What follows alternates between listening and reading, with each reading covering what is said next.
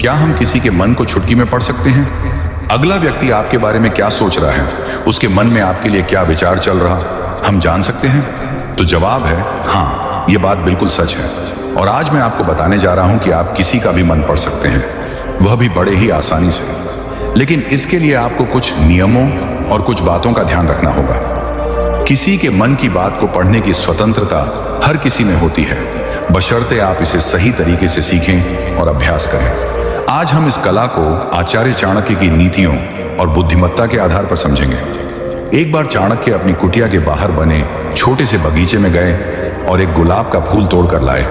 उन्होंने चंद्रगुप्त से कहा, इस फूल को देखो, क्या यह सुंदर नहीं है? चंद्रगुप्त ने हामी भरी, लेकिन उसका मन कहीं और था। चाणक्य ने फिर पूछा, क्या तुम्हें गुलाब की खुशबू पसंद है? चंद्रगुप्त ने जल्दी से जवाब दिया, हाँ आचार्य, बहुत अच्छी है। चाणक्य ने हल्के से हंसते हुए कहा, युवक, तुमने फूल को सूंघा ही नहीं, फिर खुशबू कैसे पसंद आई? चंद्रगुप्त सकपका गया।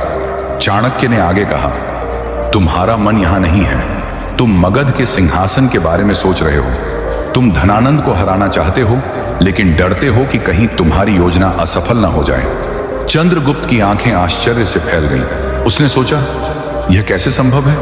मैंने तो कुछ कहा ही नहीं। चाणक्य ने चंद्रगुप्त को बैठने का इशारा किया और बोले, मन को पढ़ना कोई जादू नहीं है चंद्रगुप्त, यह एक कला है जो अभ्यास और शांति से आती है। मैंने तुम्हारी आंखों में वह आग देखी जो एक योद्धा की होती है। तुम्हारे चेहरे की रेखाएं मुझे बता रही थीं कि तुम किसी बड़े लक्ष्य के लिए बेचैन हो। तुम्हारी उंगलियां बार बार एक दूसरे से टकरा रही थीं, जो तुम्हारे डर और संकोच को दर्शाता है। और जब मैंने तुमसे फूल के बारे में पूछा, तुमने जल्दबाजी में जवाब दिया, क्योंकि तुम्हारा मन कहीं और था। चंद्रगुप्त ने पूछा, आचार्य, आपने यह सब कैसे जाना? क्या यह कोई तंत्र मंत्र है? चाणक्य हंसे और बोले, नहीं, यह तंत्र मंत्र नहीं, बल्कि मन की शांति और दूसरों के हाव भाव को समझने की कला है। मैंने अपने मन को इतना शांत कर लिया है कि मैं दूसरों के मन की हलचल को सुन सकता हूं। चाणक्य ने चंद्रगुप्त को अपने साथ एक प्रयोग करने को कहा। उन्होंने उसे एक शांत कोने में बैठने को कहा और बोले, दिन में 2 घंटे तुम चुप रहो, न बोलो न सोचो, बस अपनी सांसों को देखो। जब तुम्हारा मन शांत होगा, तुम दूसरों के मन को पढ़ पाओगे। चंद्रगुप्त ने कई महीनों तक यह अभ्यास किया।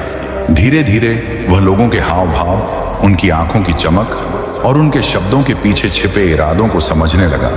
तब चाणक्य ने कहा, अब मैं तुम्हें पहले एक कहानी सुनाता हूं। तुम इस कहानी को ध्यान से सुनो, फिर इस कहानी के खत्म होते ही मैं तुम्हें मन की बात पढ़ने के 7 तरीके बताऊंगा।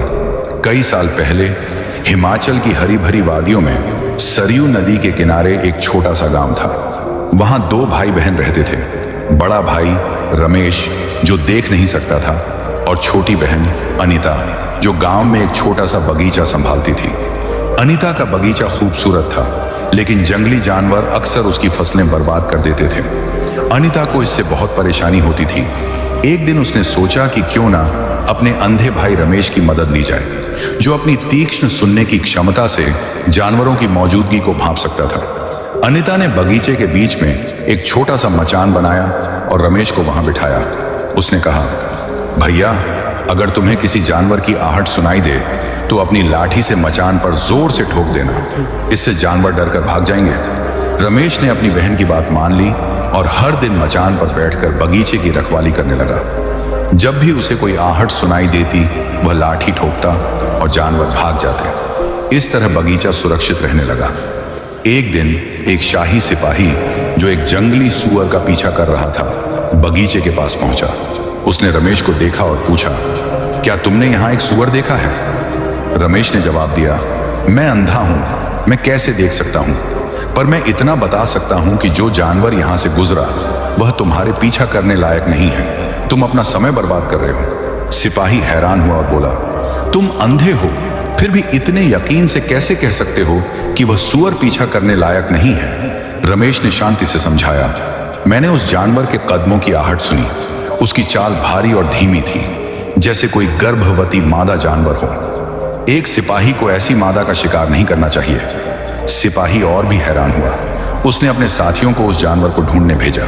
जब वे लौटे, उन्होंने बताया कि रमेश सही था, वह एक गर्भवती मादा सुअर थी। सिपाही ने रमेश से पूछा, तुमने यह सब कैसे जाना? रमेश ने कहा, मैं देख तो नहीं सकता, पर मैं आहटों और हलचल को समझता हूं।